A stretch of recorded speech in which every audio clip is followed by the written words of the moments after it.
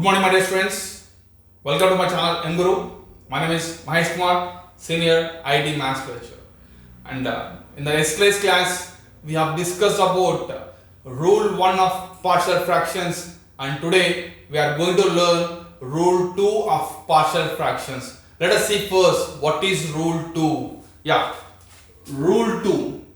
To obtain partial fractions of f of x by g of x, if g of x contains neither repeated nor non-repeated linear factors, otherwise both. When g of x contains neither repeated nor non-repeated linear factors, otherwise both. Whenever it contains linear factors repeated or non-repeated. Repeated means, for example, something like x plus 1 whole square is there. So x plus 1 is repeated twice. Something like x minus 1 whole cube is there. X minus 1 repeated is thrice. So this is what repeated linear factors. In such case, again what we need to verify? First we need to verify f of x by g of x must be a proper fraction. And after that, for each linear factor which is repeated n times, then for that we need to consider partial fractions of the form just like the previous one, a1 by ax plus b, a2 by ax plus b whole square, a3 by ax plus b whole cube, up to so on an by ax plus b whole to the power of n. So this is what we need to consider for rule 2. Means if the linear factor is repeated n number of times, then we have n number of partial fractions. And here we need to find these constants a1, a2, a3 up to so on an. So let us solve this with an example. The example is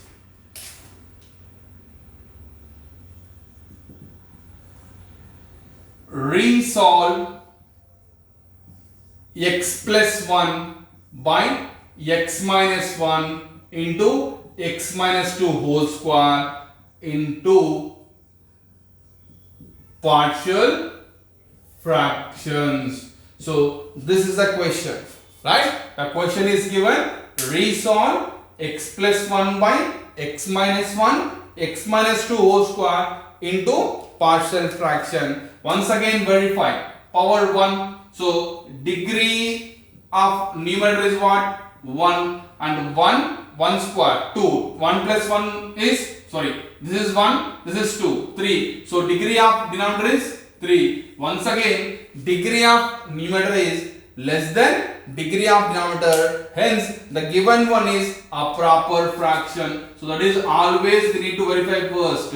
So given x plus 1 by x minus 1 into x minus 2 whole square is a proper fraction. As I said, we need to verify first whether the given one is proper fraction or not. Yes, it is a proper fraction. Then let us consider the given question is x plus 1 by x minus 1 into x minus 2 whole square, which is first one. What is first factor? First linear factor is x minus 1. Is it repeated or not? Non-repeated. So non-repeated is first method. What we consider for non-repeated? Just let us take it as something like a by x minus 1. And then coming to the second, x minus 2 whole square. What is that? X minus 2 is a linear factor which is repeated twice. So which is a repeated linear factor. How many times it is repeated? 2 times. So that we get 2 linear factors. So 2 partial fractions. And how we need to write that? Something like first factor means already a is taken, b by x minus 2. Then next letter is c. Second time x minus 2 whole square. So this is what we need to consider. Always in partial fraction, the first step is important. When you have taken this first step, almost the problem has done, right? X plus 1 by x minus 1. X minus 1 is a linear factor which is not repeated. So a by x minus 1, x minus 2 whole square. X minus 2 is a linear factor which is repeated twice. So that take b by x minus 2, c by x minus 2 whole square. Then after the procedure is same, go for the LCM. So x plus 1 by x minus 1 into x minus 2 whole square, which is, what is LCM? X minus 1, x minus 2 whole square is the LCM, right? Already x minus 1 is there. So a into remaining is x minus 2 whole square plus b into 1 x minus 2 is present. So one more x minus 1 and x minus 2 plus c into x minus 2 whole square is there. So the remaining x minus 1. Then after the denominator gets cancelled, remaining is x plus 1, a into x minus 2 whole square, b into x minus 1, x minus 2 plus c into x minus 1. So this is what left. Take it as second equation. Same as previous problem. Let us substitute the values. Let us go for the possibilities. When x minus 1 is there, so x minus 1 equal to 0 means x equal to 1, and for x minus 2, when x minus 2 equal to 0 means x equals to 2. There are two possibilities to find two unknown constant. Let us go for first this. Let us put x equals to 1. Put x equals to 1 in equation number 2. So what happens? 1 plus 1 is equals to a into 1 minus 2 whole square plus b into 1 minus 1, 1 minus 2 plus c into 1 minus 1. So what is 1 plus 1? 2. A into 1 minus 2 is minus 1 square. And here you can observe that 1 minus 1 is 0. Nothing but entire term 0. 1 minus 1 0, nothing but entire term is 0. The remaining is 0 plus 0, which implies left side we have 2 and right side what is minus 1 square? Plus 1 into a is a. So a value is 2. We got one value, that is a. Next replace 2 ma. So put x equals to 2 in equation number 2. Right? When you replace 2, what happens? 2 plus 1 is equals to a into 2 minus 2 whole square plus b into 2 minus 1, 2 plus 2, 2 minus 2 plus c into 2 minus 1. We have replaced all the values. Once again, 2 plus 1 is 3. So what is 2 minus 2 whole square? 0. 2 minus 2 is 0. So entire term becomes 0. So remaining 0 plus c into 2 minus 1 is 1. So hence what is c value? C value is 3. Because 3 here c into 1 is c. So I got a value, I got as well as c value. Next what we need to get? We need to get the value of b. To get the value of b, then just do one thing. Just simplify the equation number 2. Simplify equation number 2. So we are simplifying completely. So simplifying equation number 2. So let us simplify. Left side nothing is there. Let us write as it is x plus 1, and right side a into x minus 2 whole square. X minus 2 whole square is a square minus 2ab plus b square. So x square minus 2ab, 2 to the 4x plus b square plus 4. Then b into x minus 1 into x minus 2. X into x is x square. X into minus 2 is minus 2x. Minus 1 into minus x is minus x. Totally minus 3x. And minus 1 into minus 2 is plus 2.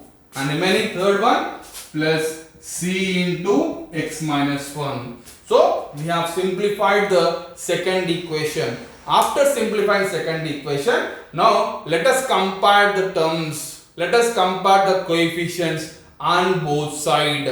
So if suppose I am going with the x square, how many x square terms are there? There are only 2 x square terms right side. Let us compare them. So coefficient of x square. So what is coefficient of x square? The coefficient of x square is here a, and here it is b. So a plus b.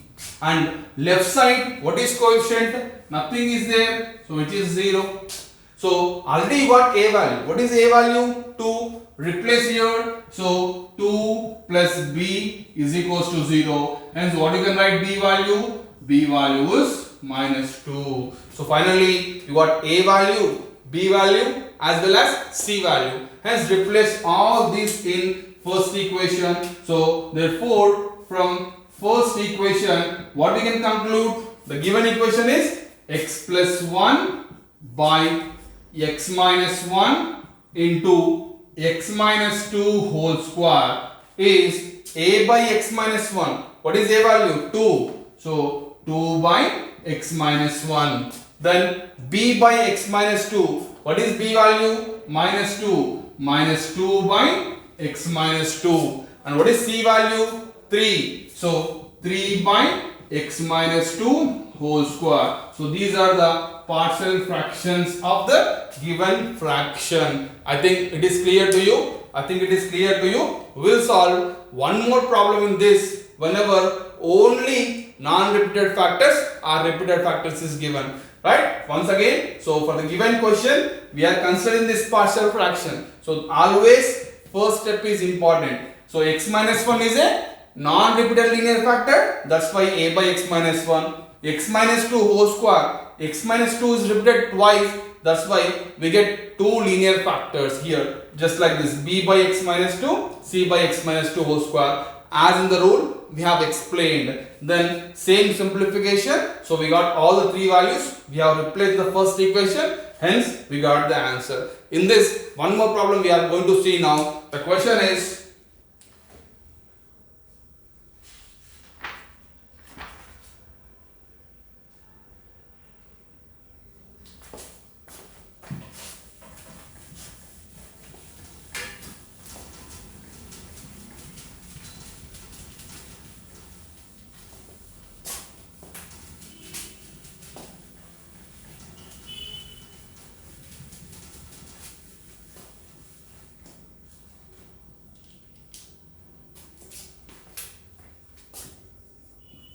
resolve x square plus 5x plus 7 by x minus 3 whole cube into partial fractions. Right? So this is the next question. Here you can observe that. So degree is 2, degree is 3. Numerator is less than the denominator. Hence the given question is a proper fraction. So given x square plus 5x plus 7 by x minus 3 whole cube is a proper fraction. Here if you observe the denominator consists purely repeated factors. When the question is purely repeated factors, we can do the problem in one other way. That is, let us assume the given factor is something else, m. So what happens? X value becomes m plus 3. Just replace them, right? So as it is, we can do using this method. Otherwise, this is the second method. Even I will show you the first method also. First, we are considering whenever g of x contains purely repeated factors, assume the factor is something else. I have assumed it as m. So x value becomes m plus 3. Now replace these values here. What happens? M plus 3 whole square plus 5 into x is m plus 2 plus 7, right? By x is m plus 3 minus 3 whole cube. What is m plus 3 whole square? M square plus 6m plus 9. Then 5m plus 15 plus 7 by 3 gets cancels, m cube.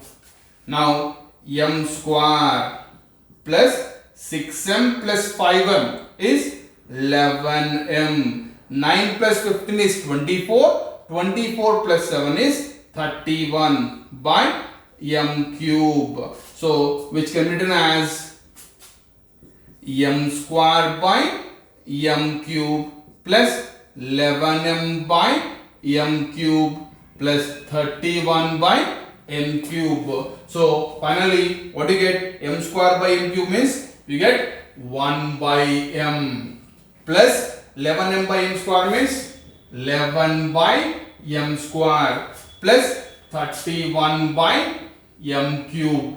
And what is the value of m? The value of m is x minus 3. So 1 by x minus 3 plus 11 by x minus 3 whole square plus 31 by x minus 3 whole cube. So this is the another method of solving problem when the denominator g of x contains purely repeated factors. So this is another procedure. Otherwise you can do the same regular procedure. You can try it, and if you have any doubts you can comment me in the comment box. Thank you very much.